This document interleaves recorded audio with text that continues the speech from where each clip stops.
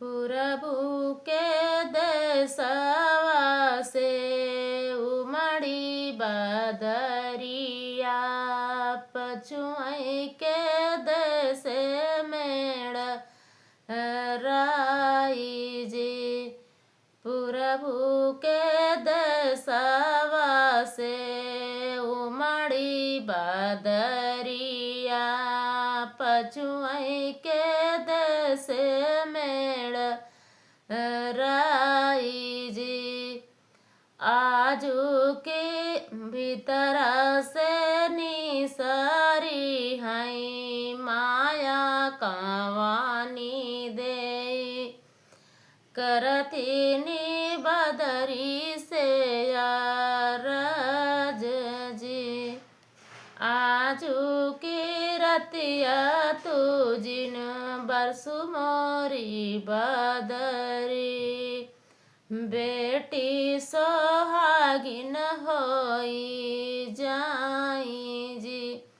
आजू की रतिया जीनी तू बरसु मोरी बदरी बेटी सोहागिन होई जाई जी। प्रभु के देशवा से उमड़ी बदरिया पछुआई के देश मेड़ राई जी। भीतर से निसरी हई बेटी के चाची करथिनी बदरी से अरज जी।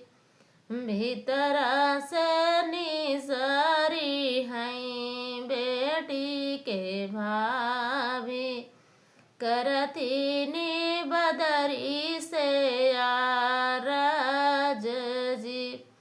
आजू के रतिया तू जिनी बरसु मोरी बदरी बेटी सोहागिन होई जाई जी।